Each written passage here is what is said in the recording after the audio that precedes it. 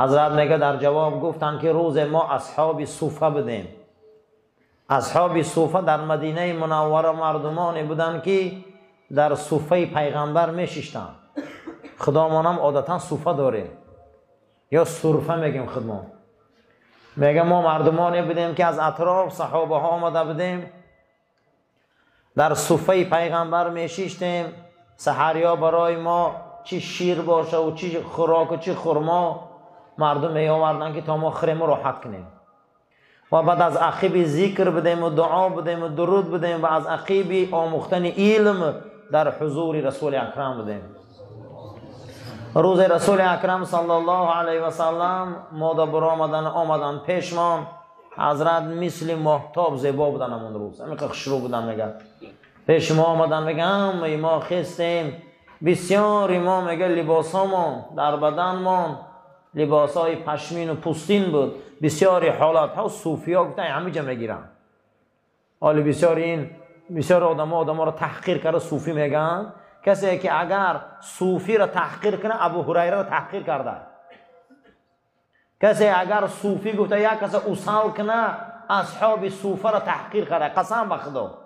این علما میگن صوفی ها اینا اصحاب صوفه رسول اکرم بودن که اونا از یمن آمده بودن، از بحرین آمده بودن، از حبشستان آمده بودن، خانه و در نداشتن، در صوفه رسول اکرم میشیشتن.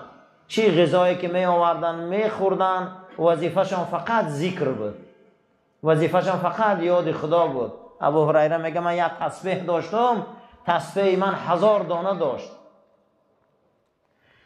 اگر همون را تا بگه 10,000 نمیکردیم ما همون روز برای ما آرامی نبود. تسبیحاشان یک کلمه توحید 10,000 بار میگفتیم. انا ما را اصحاب صوفه میگفتن. بسیاری علما صوفی گفته به همه ها مربوط میتیم. میشیشتیم ذکر میکردیم. ناگهان حضرت آمد میگه ما لباس های پشمین پوشیدگی بدیم دراز حتی بسیاری های ما ازارامون دریدگی بود. هیچی هم نبود میگه او زمان. حضرت آمد و گفت میخوای که شما را گپ زنم که یک چیز دلالت کنم و یک چیز نصیحتان کنم؟ میخوای نصیحتان کنم؟ گفتیم بله ای فرستاده خدا. البته. گفت که بازاری بدها کدام بود میره؟ دو تشتری ماده خوش رو خره و بیاره در خانتان فربه کنه. هر دش حمل گیرنه و برای شما یک تایی شتر بچه پیدا کنن در 1 سال که شما صاحب 4 شتر شوه که آن روز آبرو عزت مردم به شترداری بود. کدام دوست میداری؟ گفت که شترهای همون ساله تولد میکردگی را بگیره بیاره و در خانتان باید تایی شتر بچه کنه فربه باشن. آیا دوست میداری همونه؟ هم از شیرش استفاده میبری، هم از پاروش، هم از گوشتش میخوای میفروشه. همین میفوره، هم خیلی برای شما باشه نعمت. بگو البته میفورم. البته. گو میفورتانه که از همین 4 شتر از همین نعمت ها یک کاری در دلالتان کنم که از این بالا باشه، از این هم راحت باشه، از این هم خرسندی باشه، از این هم فضیلت داشته باشه. گفتم بله فرستاده خدا. گو ماه شریف رمضان در آمد، هر باره که مسجد می درایه 2 آیت یا مسلمان نشان ته یا 2 آیت قرائت کنه برابر دی انمو شترهای عرب و قیمتش بلند نزد خدا. هر کسی مسجد می درایه یک آدم قرآن نمیدانستگی یا آیت نشان ته یا خودتان 2 آیت خانه. زیرا رسول اکرم صلی الله علیه و سلم اصحاب صوفه را گفتند که از همون شترها فضیلت انمی کار بلنده. هر کسی مسجد می بیا یک برادری نمیدانستگیش قرآن 2 آیت هم باشه قرآن آموزه، یا اگر همین خیلی آدم نباشه خودش آموزه. خودش این همین 2 آیت خانه از 4 تا شتر ثوابش بلند بوده. بعد از او حضرت گفتن میخواهی که شترها را زیاد کنی؟ گفتم بله حضرت. گو آیت ها را هم زیاد کنی. خشا به حال آدم هایی که این شبا یه ورق قرآن میخوانن. خشا به حال انسان هایی که امروز این حدیث های گوهربار پیغمبر قدرش میرن. این شترها اثری هممون میمونه، این مال دنیا اثری هممون میمونه. اما این قرآن به لحد میره، اما این قرآن دستگیر روز قیامت مونه. کسی در ماه رمضان 2 آیت میخونده یا 2 آیت یک برادری نمیدانسته که تعلیم میداده، برابر 4 شتر ثواب میگرفته. بعد از او حضرت میگه ما نشسته بودیم که حضرت فرمودن میدانه که ثوابمندترین عمل نزد خدا چیه؟ میدانه که ثوابمندترین اعمال نزد الله چیه؟ 3 بار گفت. میگه ما گفتیم خدا و رسولش دانا های، رسول خدا میدانه. گو یگان عمل ثوابتر در رمضان مثل تلاوت قرآن ندیدم. یگان چیز در ماه رمضان یک ختم سنت های، با وجود این تراویح سنت های. جناب پیغمبر صلی الله علیه و سلم فرمودند من احیا سنتی، کسی یک سنتی من زنده میکنه زمانی که دنیا فساد ای، دنیا گناه ای، دنیا افلاس ای، اما او جوانمرد نخیز یک سنتی من زنده میکنه در حالت وزبینی امت اسلام که سنت های من خار شدگی ای، یک سنتی من ای روی اخلاص زنده میکنه، همین عمل قد از دنیا گذره اجر 100 شهید میگیره. امروز کسی 20 رکعت نماز تراویح تشکیل میکنه و سنت رسول اکرم زنده کرده. کسی که اگر 20 رکعت نماز تراویح تشکیل میکنه و سنت حضرت عمر زنده کرده. کسی که با یک ختم در رمضان میکنه او سنت صحابه را زنده کرده. صحابه پیغمبر این دین برای ما آوردن، اونها بسیار عذاب کشیدن، بسیار محنت کشیدن، ما صاحب این دین آیین شدیم. رسول اکرم صلی الله علیه و سلم فرمودند اگر شما به اندازه کههای دنیا صدقه و احسان کنید یا به اندازه تپه های دنیا از طلا و نقره خیر احسان کنه، یک صحابه من 1 دانه خرما خیر احسان کنه برابر 1 دانه خرمای صحابه من ثواب کاری شما نمیشه. او صحابه این گونه بزرگ بود که با چشم سر رحمت للعالمین دیدن، با چشم سر رسول الله دیدن، پیغمبر دینش را خدمت کردن. برای همین هر کسی صحابه را دوست داره وای مسلمان ای، هر کسی صحابه را عمل شکنه وای مسلمان ای، هر کسی صحابه را احترام کنه وای مسلمان ای. کسی صحابه را بد بینه برادر وای از ایمان دور می شود، برای که اونها مردمانی هستند که اونها را ایمانشان قرآن وصف کرد. اگر به اندازه اینمی زمین ما خیر احسان و خوبی کنیم، ما هیچ محل در یک خرمای صدقه اونها برابر نمیشیم. ابن امام زازان در کتابش میبره حیات صحابه که یکی از ولیهای خدا تاریخ صحابه می نوشت. بعد از او گفت اگر منم در زمان رسول اکرم می شدم همین خدمت می کردم، اگر من هم میشدم همین خدمت هم میکردم، من هم میشدم همین کار هم میکردم. میگه همین تا گفتم رنگی به صحابه پا دراز کرد و خوابش بود که در خوابش دید که در یکی از غزوه ها با رسول اکرم اشتراک کرده است. غزوه اوج گرفته، هیچ کس نمیشناسه، کفر بالای لشکر اسلام در غلبه کرده است. اینم در بین جنگ میگه در دستش نیزه. یک نظر کردم که یک باره چند تن از همون کفر با شمشیر نیزه به رسول اکرم هجوم کردن، دویدن. میگه ماشان به چهره رسول اکرم دویدن، همه دوید. میگه همه همونها دویدن نیزه پرتافتن به رسول الله. میگه من در همون جا بودم، من به جایی که پیش گذرم میگه آمدم در پشت پیغمبر به جا شدم که اون نیزه پرتافتن در چهره رسول اکرم. وقتی که میگه نیزه ها را پرتافتن، من در پشت میگه پیامبر خما گرفتم، از یک صحابه را دیدم که خودش بازور میگه ضعیفترین صحابه بود در روی قوت. میگه همون آمد و پیش پیغمبر دخش سپر کرد، همون نیزه ها همش میگه در بدن همی رسیدن. بعد از خواب خستم که ای فلانی تو به اندازه همون موی سری به قوتترین صحابه آبرو نداری که اینها سپری رسول اکرم بودن، اما تو پیغمبر سپر قرار دادی.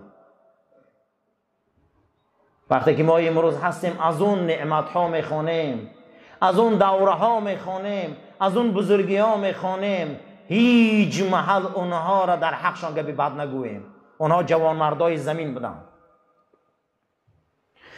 در زمان خلافت حضرت عمر رضی الله تعالی عنه که حضرت 9 سال رئیس حج بودن، 9 سال زمان خلافت شونده. میگه یک مادر از عراق فرزندش در درن سبد گرفته موسم حج و چش آورده. مادرش از سبد بیرون مونده، رو به روی حرم شریف مونده است. میگه در می افتاب مادرش گفته است که من مادر جان چشمای تو خیره نمیبینی، من رو به روی حرم ایستادم که دعا که. مادر جان دعا که. میگه دعا میکرد فقط 9 سال دعاش همین بوده که پروردگارا ترا با همون جوان مردایی که رسول الله را یاردم کردگن یا برو کنه. میگه می دعا را کردن میگریفت که همین حالت میگه مادر رو دست در روش مالی در بیرالوالدینش امام زازان میبیارن. میگه مالی گو بچم اطراف نگاه کن، من بوی جوان مردا را حس میکنم، همون جوان مردا در همین نزدیکی ها هم. و میگه من نظر کردم که در پیش حتیم یک گروهی بزرگ آدمای ایستادیان، قداشان بلند، بدناشان نحیف، روغن نداره، لباسای سفید، ریشای کلان، بینیهای بلند، چشمای زیبا، مویهای جعده، همین نگاه میکنی میگه همشان حیبت دارن. تو ما در همین گونه آدما را دیدم در همه جای ایستادن. گفت تیز بینشان درا که صحابه رسولن. میگه اومدم پیشون که یکی از همونها در گیر جمع شده بودن، امیرالمومنین فاروق اعظم بوده. و میگه پرسید که چیکار کردی اینجا اومدی جوان؟ گفت مادرم دعا میکرد بوی مردای خدا رو حس میکنه مادر من.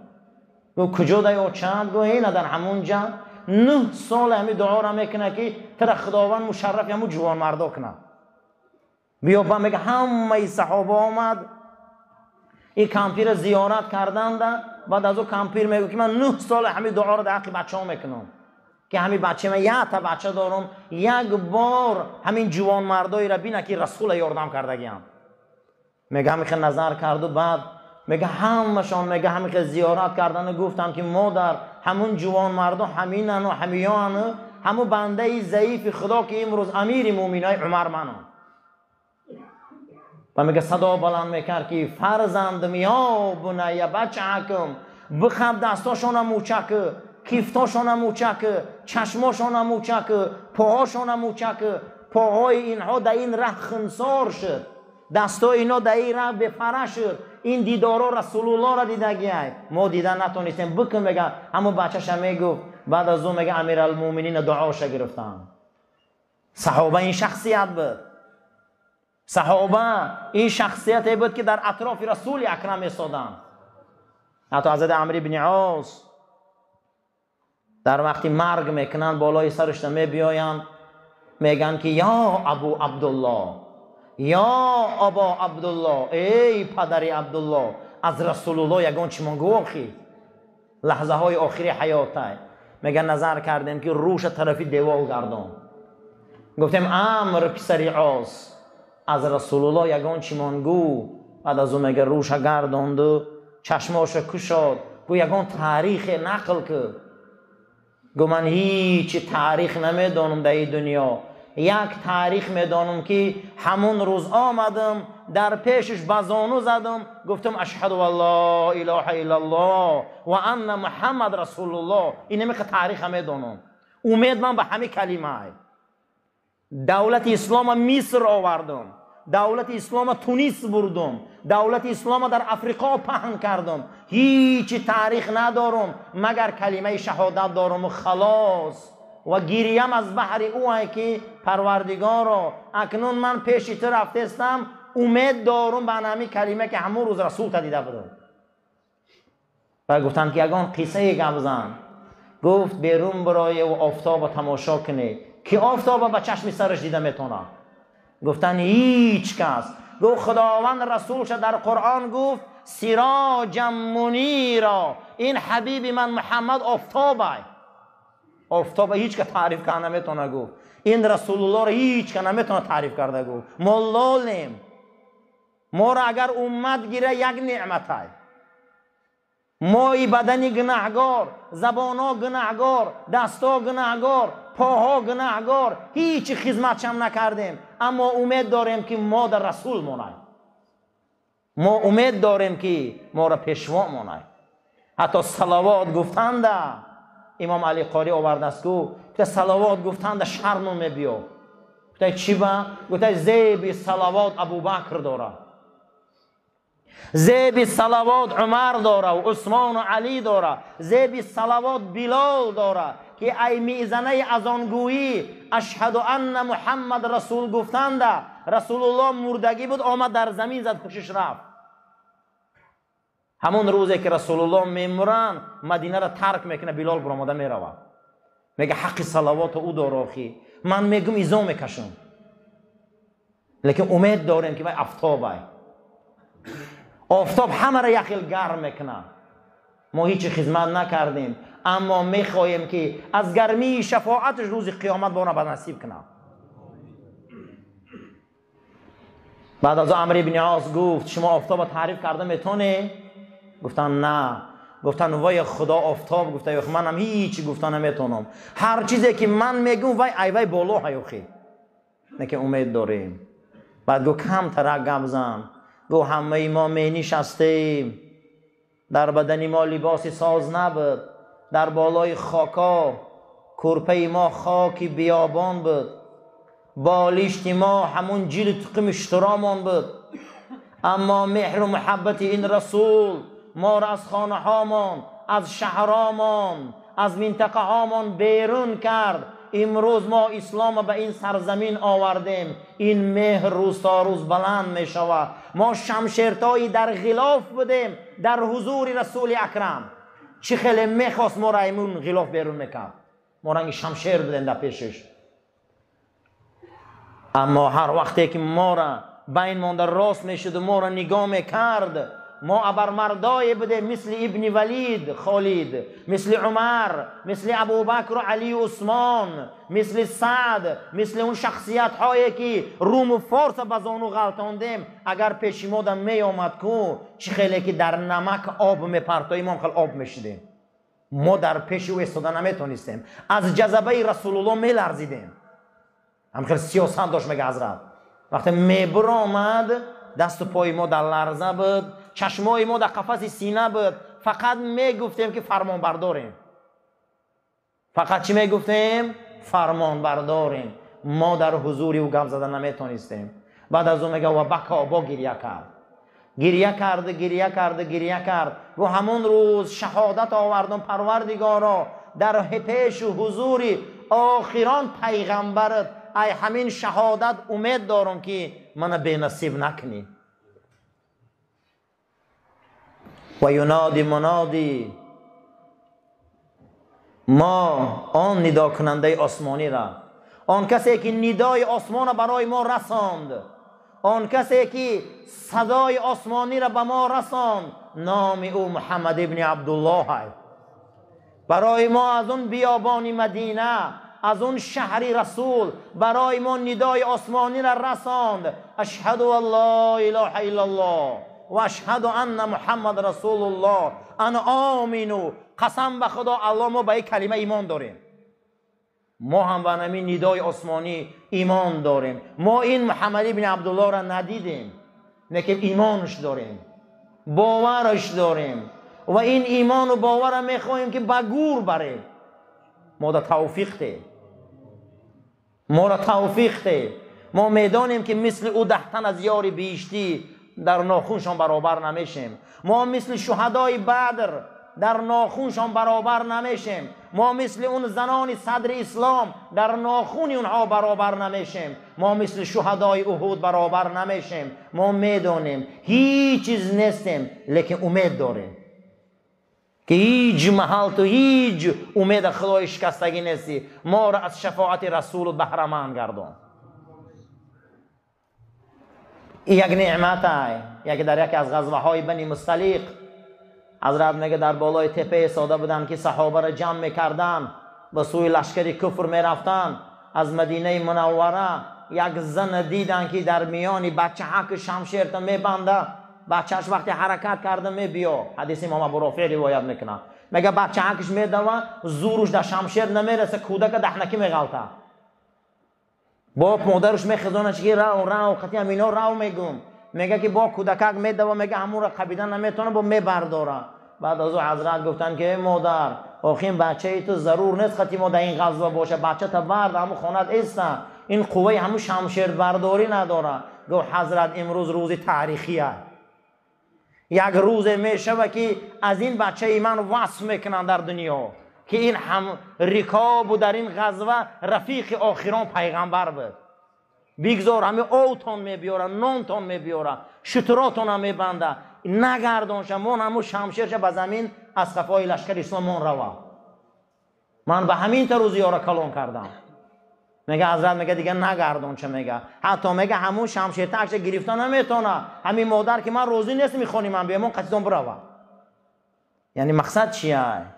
آن روز زنان صدر اسلام او زنایی بودن که به این غیرت به این ناموسش زمین همه جنبوندن. قسم به خدا این همین کودکایی که نمیتونن کردن، میگه در تاریخ نامود میمونه. 1400 سال بعد ما در حدیثایی نمیخونیم مینولیم، گریه میکنیم که یاد از اونها میکنم. حضرت سعد ابن ابی وقاص میگه در جنگ بدر بدون نگاه میکنه، میگه دادر میده حکیم دمی جنگ پناهی از من بجاش دیسته در بین مردم. تو چی میکنی؟ ترا مادرم بد میبینه قطعی ما باشی تو میده ای. 13 ساله بوده. میگه داد زده گریه کرد که من شما میگردونی این جنگ، شما میگردونی امریکا به رسول بودم ده. میگه گریه میکرد. بعد از او پیامبر اکرم دیده سعد، گفت سعد چخش نشامون روا. یکی از شهدایی که در بدر شهید شده همین کودک 13 ساله دادر سعد ابن ابی وقاص بوده است. مقصد چیه؟ مقصد که هر چیزی که برادرها کردیم پگم میبینیم. صحابه این روز کرد، امروز اسلام به این سرزمین آمد، اسلام به این بلاد آمد، ما مسلمان شدیم برای آن که هر کسی شمعی اشهد ان لا اله الا الله و ان محمد رسول الله را در دلشان بلند کردن گیره کو این روشنی کفر میسوزونه. ما را نمو شهادت ما پسته یوخی روشنیش پسته، برای همین فسق و عصیان و نفاق ما زیاده. برای همین جناب پیغمبر از عمرو بن عاص میگه قصه کرده نتونست، میگه چشماش میگه پوری آب میشه که شما ندیده. مروان بن حکم خلیفه عالم اسلام بود، وقتی درآمد سری گوری پیغمبر خدا که این عمک بچه حضرت عثمان بودن که یک مرد شیش تایو گریه داره ریشاش پوری آبه. میگه گفت که چی ده گریه میکنه در بالای سری پیغمبر گوروشته؟ پیغمبر مگر نگو که بالای گوری من ده گریه نکنه؟ نگو که رنگ مسیحی ها با محبتون بلند نشه و یکان گفت در حق عیسی گفتن هم خیلی گوه. میگه جنگ کرد این مرد. این مرد میگه میانش خم بود و راست خید گفت مروان یکان بار با چشمی سرد رسول الله رو دیگی؟ گفت نه. گفت ندیدی برای همین گریه نمیکنی. من ابو ایوب انصاریم، اولین بار شتری پیغمبر مدینه آمد خانی من دفر آمد، شتر خانی من در آمد، من فقیرترین صحابه بودم، شتر آمد خانی من دفر آمد. امروز مسجد نبوی حولی ابو ایوبه. یه بار او را با چشم سرت میدیدی که گریه نه تا نعره زده میگشت ای کچو تا ندیدی اولی من به زوبیتا نکه برو اینجا. یکی فهمید که او ابو ایوبه میگه مروان ترسید. برای چه ابو ایوب؟ این مهمانداری رسول الله هست، اولین انسانی که بزرگای مدینه منوره میگن رسول الله مدینه میبیا، این میگه که من بستان سرای دارم، اینش میگه من باغ دارم، اینش میگه شتر تیاره، اینش میگه بربریان تیاره. رسول الله را میگه من خانه ها من دارندگی همه را نشان میتین. ابو ایوب همون روز یک کورپچه داشته، در سرخانی چی نداشته، زندگی هم نداشته بیچاره. و بیرون میبره و گریه میکنه که پروردگار رو همه اینا ای دارندگیشون ناز میکنن داریم، من هیچی ندارم غیر یک کورپچه و دو خانه. همین نمیشه که پیغمبر تا خودت خونی من بیاری. من به تو مراجعت میکنم که رسول تا خونی من بیار. بعد حضرت میبیو میگن شطوری پیغمبر الله جامش سر نمیتیان بزرگای مدینه. خونی ما حضرت میگن شطوری من سر ته کدام حولی ده درای خوره و همونجا جای منه. میگه وقتی شطور سر میتن از کوچه بای ها و دارنده ها میگذره کوچه فقیران میبیو. راست حولی ابو ایوب انصاری میبیو شطور همونجا خواب میروه. که ابو ایوب میگه در حال همین شطور میگه در همونجا خواب بودن ده پیغمبر خدا را سیدکهاش همیت از همون شطور جدا میکنه خونش میدروره. همین خمان عادتا همینه که میمون بیاین سیدکهاش میدرورن که سیدکش خونی من ده. از همونجا داد میزنه که او چت گریه کنه تا ابو امی عبدالله مادری عبدالله زنشه ای کجا ده بیو که رسول الله خونه آمده. این روز مسجد نبوی خونی ابو ایوب انصاری ای. امروز جسد رسول الله در خونی ابو ایوب خواه. بیا بنده خدا شویم. بیا ای خدا طلب کنیم. صدقاً ای الله طلب که رسول الله مهمونت میشه. امروز نبینین که او فقیر صحابه بود. امروز خانه رسول الله، امروز جسد رسول الله، مسجد رسول الله خانه ابو ایوب انصاری است. پیغمبرمون صلی الله علیه و سلم ایتلر سلانه ایتای اکتا تویانه ساتینا باقینا سیموز بیلسن اکتا تویا باسلاگه اکتا تویا چه قلاده تورت بلاده سلاگه قانچه در خورسندlik bor. Aytlar juda ham ko'p yo Rasululloh. Sizlarni bir yo'lga aytaman. Shu ishni qilinglar. 4 ta tuyani bir taraf qo'yinglar. Juda ham savobi hamma tuyalarga, hamma qurbonlarga bu ishlarga savobi katta. Sizlarni ayt yo Rasululloh. Payg'ambarimiz aytdilarki, har kun Ramazon kunga masjid kelinglar.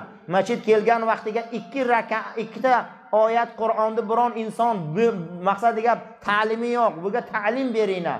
Yo 2 ta oyat o'zinglar o'qinglar, buni savobi tamoman bu ishda buni savobi katta. Yaxshi ko'rasizlarki shu savob, shu tuyak ko'p bo'lsin savobi. Albatta yo Rasululloh, aytlar oyatni ko'p qilinglar. 4 ta, 5 ta, 6 ta, 7 ta qilinglar. Har birtasi bizlarga tuya mana savobi katta. Bu tuya bu dunyoga qo'yadi. Bu tuya bu dunyoga qo'yadi. Ammo bu Qur'on, bu oyat oxiratga ketadi. Har inson Qur'on o'qiydi bu oyga. Qur'onni hurmat qiladi. Qur'onni izzat qiladi. Alloh birga nima beradi? Savobi, ajr beradi. Allohumma rabbana taqabbal minna innaka antas samiul alim va tub alayna innaka antar raufur rahim. Parvardigor ما را برای راست هدایت کن. عاقبت کاری ما را به خیر و ایمان ما را به سلامت گردان. آمین یا رب العالمین.